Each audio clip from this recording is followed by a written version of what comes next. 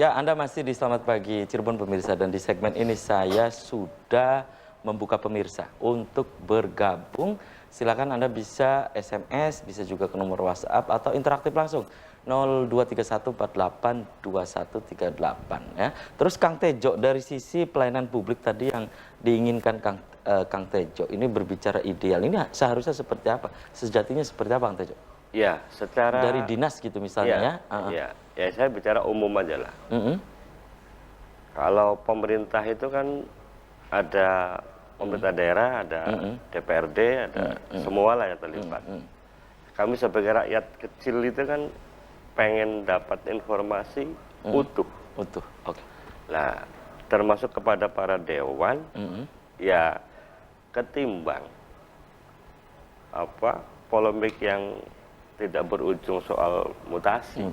Mendingan ya coba Pak Dewan ke pasar kemana, nanya maunya PKL apa, nanya maunya pedagang apa, nanya maunya misalnya jalan mulus ya, jalan yang bagus. Orang tua pengen anaknya masuk sekolah pilihan anaknya dengan cara gampang bagaimana tanpa ada diskriminasi. Jadi melihat koran seperti itu, ya saya nggak ngeri kalau ada pernyataan bupati mundur saja. Itu kan iya, karena tidak mendidik, tidak punya power katanya. Artinya tidak mendidik begini, kan dipilih langsung oleh rakyat. Jadi ya jangan menggiring opini yang dalam tanda petik menghadapkan rakyat dengan pimpinannya, kan gitu. Energi terbuang percuma kan. Energinya terbuang percuma ya. Iya.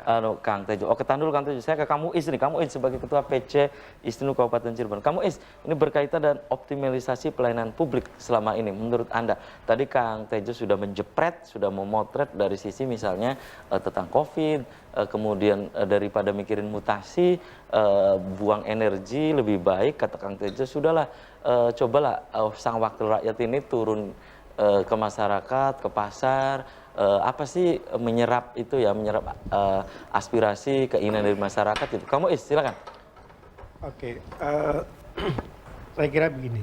Pertama, pemerintah daerah kita di Kabupaten Cirebon itu sejak dulu sampai sekarang dalam melayani publik itu tidak pernah maksimal, tidak pernah optimal.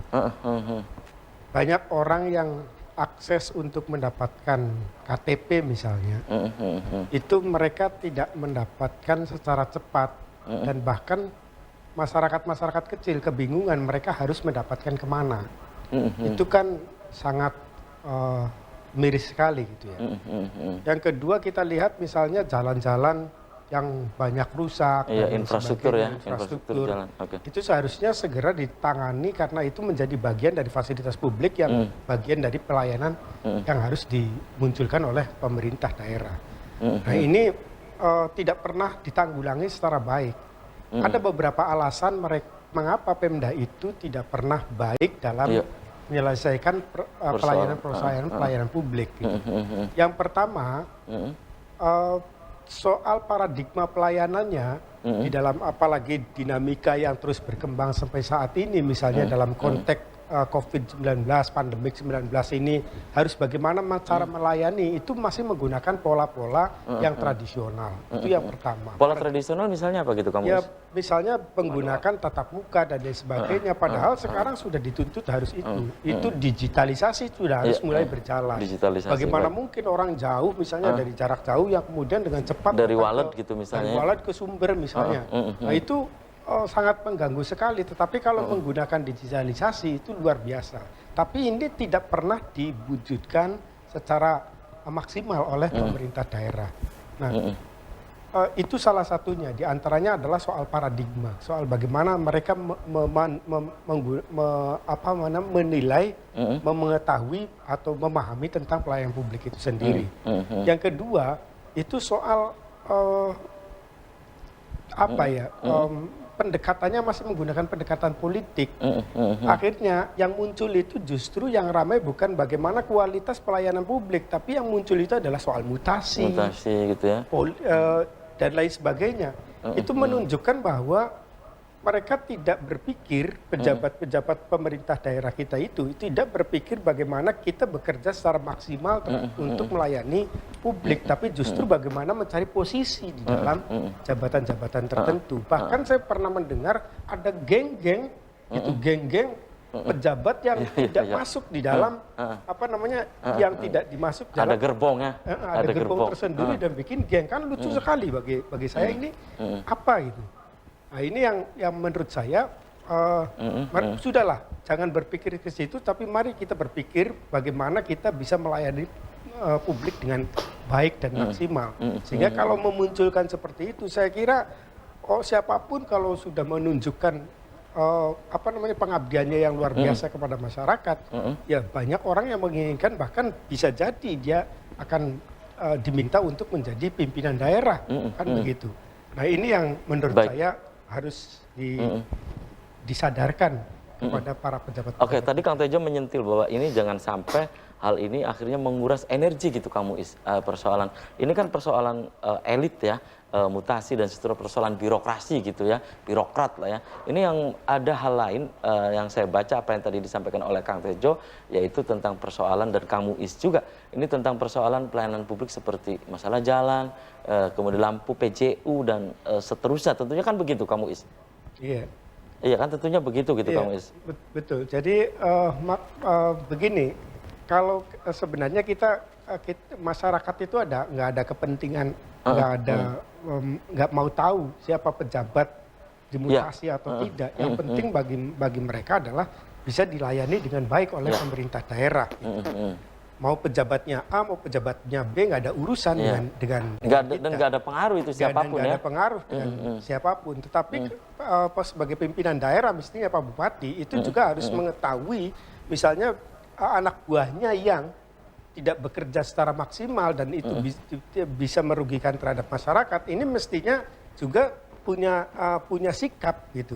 Di sisi yang lain juga kita tidak selalu diributkan dengan mutasi-mutasi itu, jadi nggak ada kepentingannya lah. Kalau apalagi menurut kita banyak pelayan-pelayan publik yang sekarang muncul itu, diantaranya pertama soal kualitas SDM barangkali, kualitas SDM. Nah, ini yang kemudian menurut saya ISNU juga penting untuk berperan bagaimana meningkatkan kualitas para pejabat-pejabat kita, jadinya begitu. Baik. Oke, tahan dulu kamu Kembali saya ke Kang Tejo. Kang Tejo, dengan kondisi demikian ya, berkaitan dengan pelayanan publik ini yang idealnya ini seharusnya kita sudah maksimal lah ya, ada semacam optimal lah. Kang Tejo, apa yang seharusnya Anda sebagai Ketua Dewan Pakar yang harus dilakukan oleh ISNU, PC ISNU Kabupaten Cirebon, dan kondisi demikian, Kang Tejo? Ya, kita melihat gini, soal pelayanan publik itu pertama persoalan sistem manajemen informasi. Jadi kata kamu tadi, sudah seharusnya di Cirebon ini, pemerintah Kabupaten Cirebon menerapkan aplikasi sistem informasi yang sudah seharusnya. Kami belum mendengar kalau sistem informasi di Kabupaten Cirebon itu sudah menjangkau ke seluruh warga. Seperti kayak kamu tadi katanya bikin KTP harus datang untuk ke kantor. Maksudnya kan sudah digital kan gitu. Digitalisasi lah ya. Jadi yang pertama yang perlu dibangun bahwa Pemkab Cirebon itu harus bisa menunjukkan bahwa kami sudah punya sistem informasi yang canggih, yang semua orang bisa mengakses 24 jam tanpa harus menunggu operator gitu kan. Terus yang kedua juga pusat tempat kita mengadu kemana. Contoh gini, kayak misalkan Mas Habib LPG di jalan kan mati, itu ngadunya kemana kira-kira? Lampu PJU mati. Iya, lampu PJU itu ngadunya kemana? Kalau orang awam, karena ini listrik, ngadunya ke PLN. Ke PLN, betul. Iya. Padahal itu wewenang Dinas Perhubungan ya, kalau PJU itu. Nah, tapi ketika soal jalan ke Dinas Perhubungan. Nanti soal lampu jalan. Iuran PJU masuk kemana? Kita nggak tahu. Infrastruktur jalan harusnya ke PU gitu ya, PUPR. Jadi karena sistem digital itu kemudian mungkin rakyat akan mudah. Ketika mau ngadu soal lampu jalan, klik Iya. tombol ini, gitu kan? Ketika mau ngadu soal PDAM, klik tombol ini. Kasaran seperti itulah. Oke. Jadi jangan lagi bicara kayak itu tadi yang diributkan oleh Dewan, oleh yang lain-lain soal mutasi, soal ancam mengancam. Siapa yang menduduki apa gitu ya? Rakyat nggak tahu menau gitu. Yang penting kalau waktunya jualannya aman, pulang ke rumah aman, gitu kan, sekolah aman dan macam-macam. Sederhananya seperti itu rakyat masyarakat itu ya. Oke, tahan dulu Kang Tejo dan nanti saya ke kamu Is juga nih melengkapi apa yang tadi disampaikan oleh Kang Tejo, apa yang akan dilakukan oleh PC ISNU Kabupaten Cirebon berkaitan dengan pelayanan publik yang ada saat ini. Tahan dulu kamu Is dan pemirsa, Selamat Pagi Cirebon akan segera kembali setelah yang lewat ini.